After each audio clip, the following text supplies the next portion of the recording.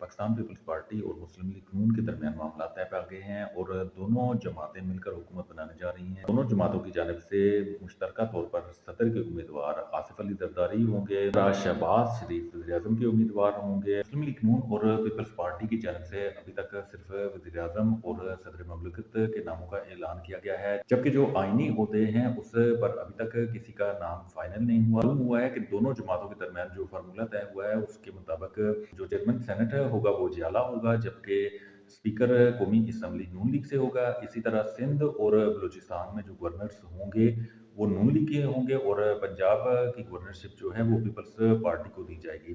सिंध और बलूचिस्तान में Pakistan peoples party की हुकूमत होगी, वफाक में पाकिस्तान पीपल्स पार्टी और नून लीग मुश्तरका हुकूमत बनाएंगे और पंजाब में पाकिस्तान मुस्लिम लीग नून की हुकूमत होगी, वहाँ पर भी पाकिस्तान पीपल्स पार्टी नून लीग को सपोर्ट करेगी। जबकि खैबर पख्तूनख्वा में पीटीआई की हुकूमत होगी और पीटीआई मरकज में अपोजिशन का